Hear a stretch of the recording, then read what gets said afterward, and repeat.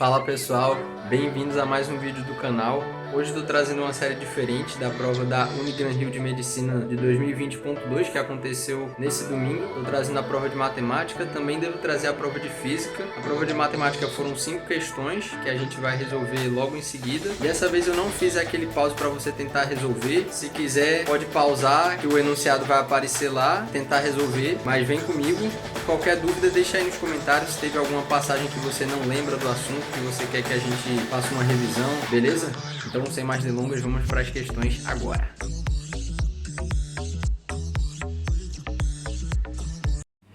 Pronto, pessoal. Vamos para a primeira questão de matemática da prova, que é a questão de número 11. Vamos primeiro para a pergunta que ele faz no final da questão, a última frase. Nessas condições, o número total de siglas que podem ser formadas é... Então agora a gente vai para o início do enunciado que diz o seguinte: os professores André, Elias, Edson, Antônio, Gustavo, Getúlio, Augusto, Eduardo e Álvaro querem formar uma sigla com exatamente 9 símbolos, onde cada símbolo seja a primeira letra de cada nome. Ou seja, nós temos 9 pessoas e a gente quer as iniciais de cada um deles. A gente pode ver que as iniciais se repetem. E aí ele dá um exemplo, assim, EA, EA, GG, AEA é um exemplo dessas siglas. Nessas condições, o número total de siglas que podem ser formadas é...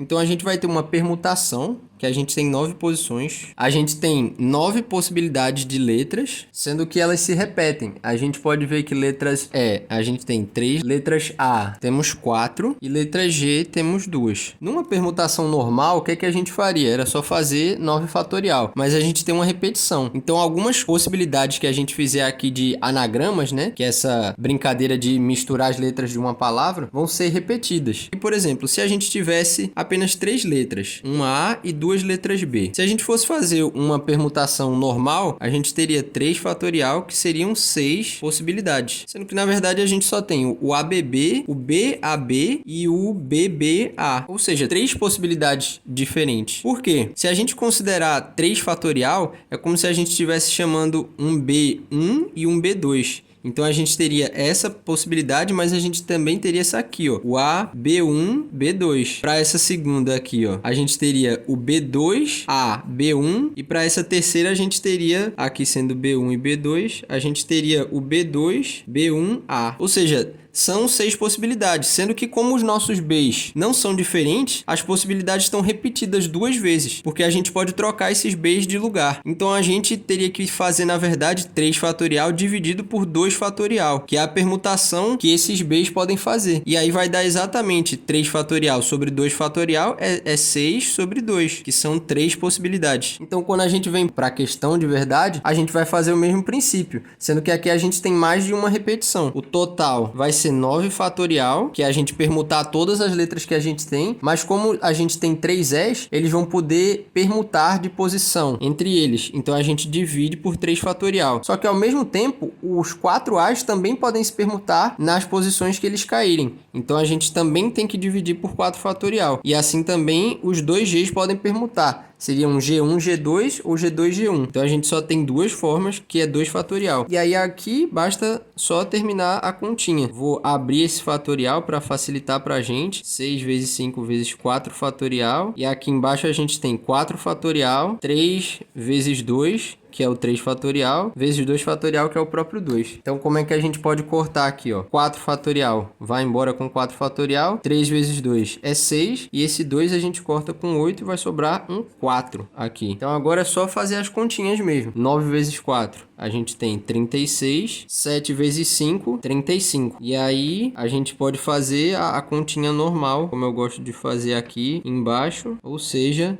1260, que é a nossa letra C, beleza? Aqui, então, toda a nossa questão e vamos para a próxima.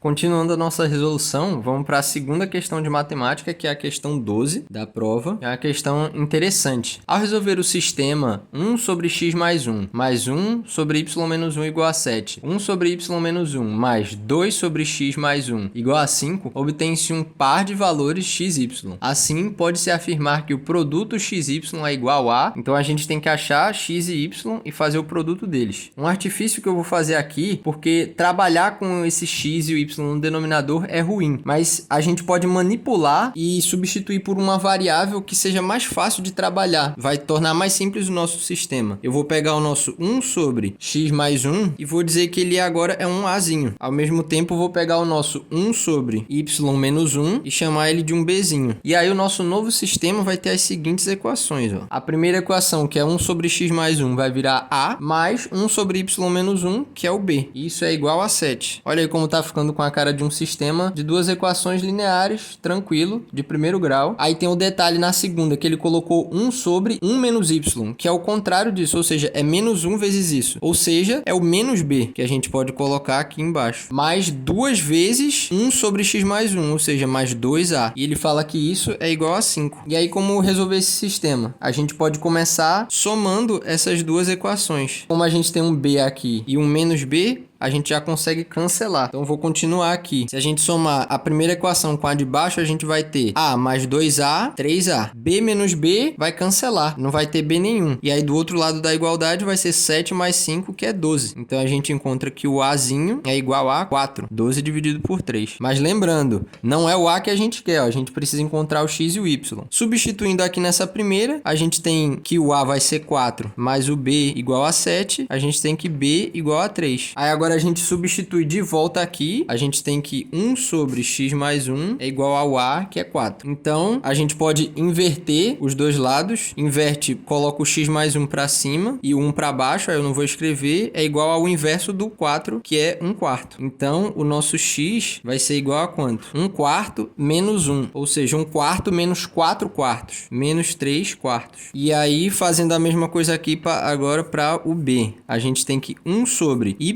menos 1 é igual a b, que é 3. Aí aqui a gente faz a mesma coisa, vamos inverter. Aí a gente vai ficar com y menos 1 igual a 1 sobre 3 agora. E agora a gente vai passar esse menos 1 para o outro lado somando. Então a gente vai ter que y é igual a 1 terço mais 1, ou seja, 4 terços. Por fim, a pergunta que ele faz é x vezes y, que vai ser menos 3 quartos vezes 4 terços. Que a gente pode ver aqui, ó, que vai cortar 4 dividido por 4 dá 1, menos 3 dividido por 3 vai dar menos 1, que é a nossa resposta final. E nos leva à letra D. Beleza, galera? Vamos para a próxima.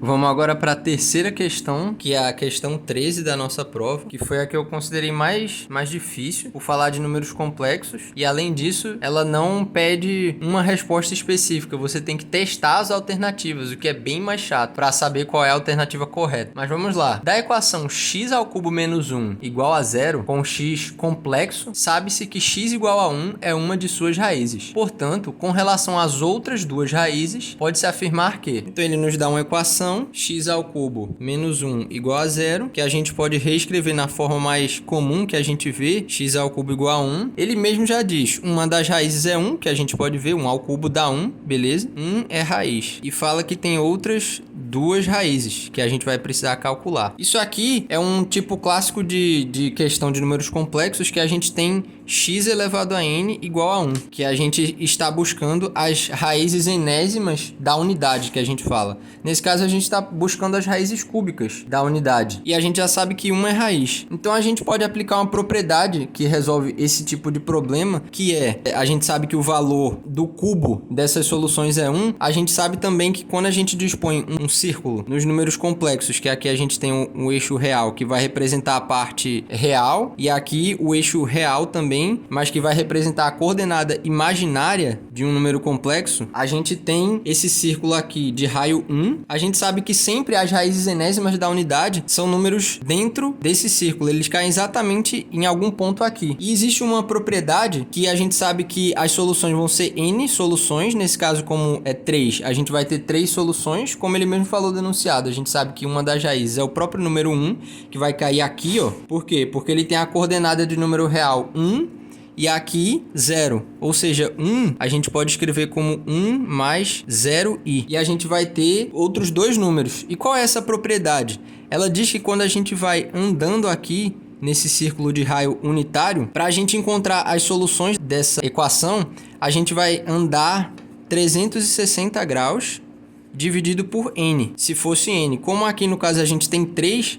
a gente vai andar 360 graus sobre 3. ou seja, 120 graus. Quando a gente andar aqui 120 graus, a gente vai cair aqui assim, mais ou menos, ó. Nesse ponto, aqui a gente tem 120 graus. E depois a gente anda mais 120 aqui também, ó. E a gente vai cair no 240 graus aqui. A gente pode escrever esses dois pontos numa forma polar como sendo Z2 e esse aqui de Z3. Porque eu vou chamar essa primeira raiz de Z1, a raiz 1. A gente tem que o Z2, na forma polar, ele vai ser o módulo de Z2 vezes o cis do ângulo de Z2. Que quem é aqui nesse caso? O módulo é 1 e o ângulo 120 graus. Da mesma forma, o nosso Z3 vai ser módulo 1 e cis de 240 graus. A gente também pode escrever esses mesmos números na forma retangular, que é como eu escrevi o 1 aqui em cima.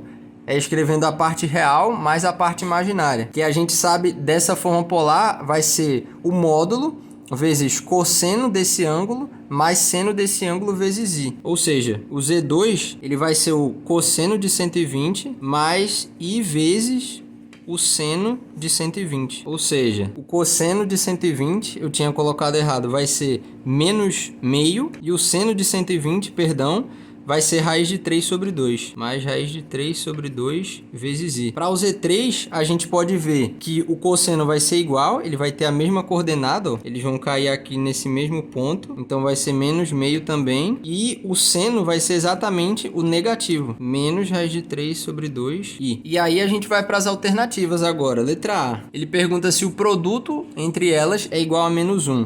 Usando a forma polar, a gente sabe que o produto de dois números complexos, o módulo vai ser o produto dos dois módulos e o ângulo vai ser a soma dos dois ângulos. Então, a gente vai ter que o produto dos dois vai ser o módulo dos dois, que é 1 vezes 1. E aqui a gente vai ter o cis de θ2 mais θ3, que é 120 graus, mais 240 graus, que é 360 graus. Sendo que 360 graus cai exatamente aqui. E aí, qual é o número complexo que tem ângulo 360 ou 0 e que o módulo é 1? É exatamente o 1, que é a nossa primeira raiz. E isso é diferente de menos 1. Então a letra A está errada. A gente vai para B. Aqui agora, ele pergunta se são números complexos e conjugados, que é exatamente a nossa resposta certa quando a gente olha aqui. Essa é exatamente a definição de um conjugado. A gente tem números que tem a parte real igual, que seria o A mais BI e o A menos BI.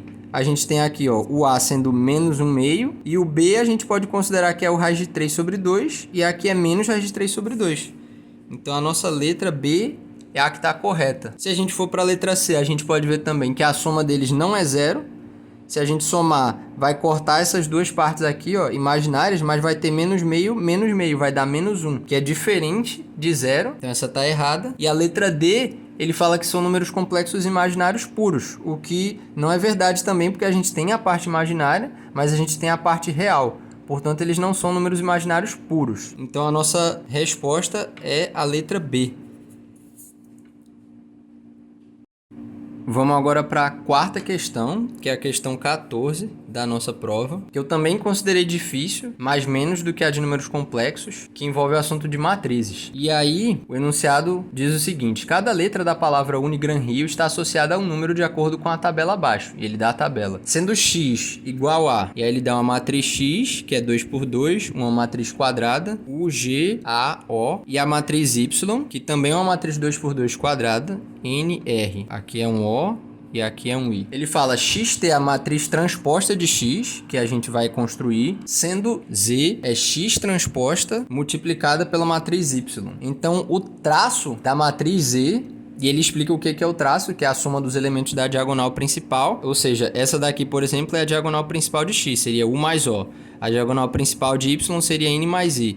Então, esse seria o traço de x, o mais o, e o traço de y, n mais i. Mas ele quer o traço de z. Então, primeira coisa que a gente tem que fazer é fazer a matriz transposta de x. Do que se trata, né, a matriz transposta? É que você vai pegar cada linha e inverter, colocá-la na posição da coluna. Ou seja, a gente tem o G na horizontal, a gente vai jogar o G na vertical agora. E a gente tem o AO na segunda linha, na horizontal, ele vai cair na segunda coluna, na vertical. Pronto.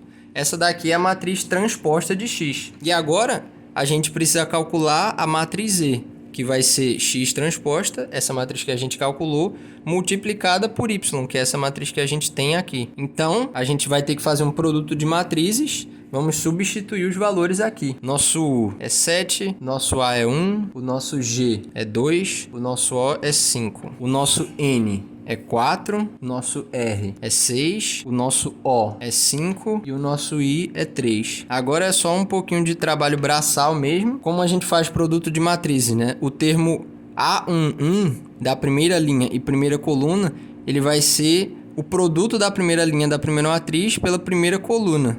Ou seja, 7 vezes 4 mais 1 vezes 5, que dá 28 mais 5, 33. Nesse caso aqui, ó, a gente ainda pode ignorar esses dois termos e fazer só esse outro. Por quê? Porque a gente só está interessado na diagonal principal, poupa tempo. Como esse aqui é o termo A22 da segunda linha com segunda coluna, a gente precisa pegar a segunda linha da primeira matriz e a segunda coluna da segunda matriz. Ou seja, vai ser 2 vezes 6 mais 5 vezes 3, que dá 12 mais 15, 27. Ou seja, se a gente for pegar o traço de Z, ele vai ser a soma desses dois termos, que é 33 mais 27, 60, que nos dá... Ah, esse aqui é o detalhe, né? Porque a gente não precisa do valor, a gente tem que transformar isso agora, que era uma parte que eu achei que dificulta a questão, tem que ver nas alternativas como a gente pode fazer com o produto das letras que tem lá. E aí, a gente pode usar o 6, o 5 e o 2, porque isso aqui dá 10, 10 vezes 6, 60. E substituindo pelas letras que ele colocou, quem é o 6, ó? É o R, o 5 é o O e o 2 é o G. E a gente vê que a primeira alternativa é G vezes O vezes R, ou seja, letra A.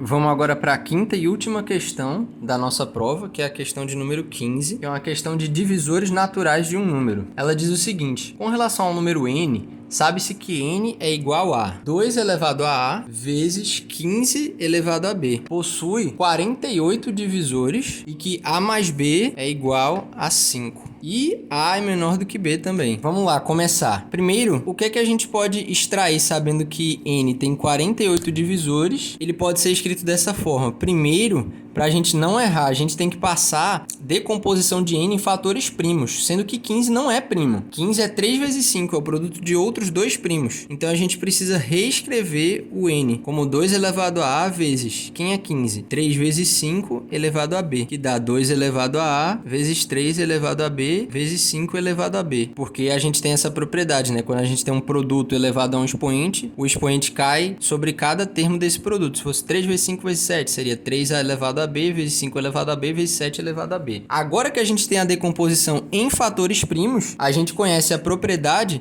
de como a gente calcula o total de divisores de um número se a gente tem uma fatoração assim, em fatores primos. A gente vai pegar cada expoente, vou colocar aqui, divisores de N. Ele vai ser o produto de cada expoente somado de uma unidade. A mais 1 vezes B mais 1 vezes B mais 1, que a gente pode escrever como A mais 1 multiplicado por B mais 1 ao quadrado. Sendo que isso é exatamente o número 48 que ele deu aqui. E aí não tem um jeito bem exato de resolver essa equação aqui. Você tem que tentar pensar de uma forma criativa. Como a gente sabe que A e B são números naturais, A mais 1 e B mais 1 também vão ser números naturais, ou seja, positivos e inteiros. Então a gente tenta decompor o 48 em um produto de números positivos e inteiros, sabendo que um desses vai ser um número quadrado. A gente vai ter um número multiplicado por outro que é um quadrado perfeito. E se a gente pensar nos quadrados que são menores do que 48, a gente tem quem? 4. Aí você pensa, é uma possibilidade? Seria uma possibilidade. Se esse primeiro termo aqui fosse 12, ó, e esse termo aqui fosse 4, que é igual a 2 ao quadrado, porque 4 vezes 12 dá 48. Que outra possibilidade a gente tem? A gente teria o 9, porque ele é menor do que 48. Não dá. Por quê? Porque o 48 não divide 9. A gente poderia ter 16... Poderia. Esse lado aqui sendo 16, que é 4 ao quadrado. E esse lado aqui vai ser o quê? 3. Porque 3 vezes 16 dá 48. E agora a gente testa essas duas possibilidades aqui, ó. Vamos fazer o teste? Se a gente tiver que A mais 1 é 12, então aqui, ó, a gente vai ter que A é igual a 11. E B, se a gente tem que B mais 1 ao quadrado é igual a 4, a gente tem que B mais 1 é igual a 2. Então B vai ser igual a 1. E a gente tem que A é maior do que B, que quebra essa condição. Por outro lado, se a gente olhar o de baixo, A mais 1 igual a 3 implica que A igual a 2, e B mais 1 ao quadrado igual a 16 implica que B mais 1 é 4, e B vai ser igual a 3. Então a gente tem A menor que B, A mais B está dando 5, e o N tem 48 divisores, como a gente queria. Então a gente volta, e qual é a pergunta que ele faz? A soma dos algarismos de N. Então a gente sabe agora quem é N. A gente sabe que N é 2 elevado a A, que é 2, vezes 15 elevado a B, que é 3. Então a gente vai ter aqui, ó, 2 ao quadrado é 4, vezes 15, vezes 15, vezes 15. 4 vezes 15 é 60, 15 ao quadrado é 225. E agora a gente tem que fazer essa conta. A gente ignora o zero e faz 225 vezes 6. Dá 30?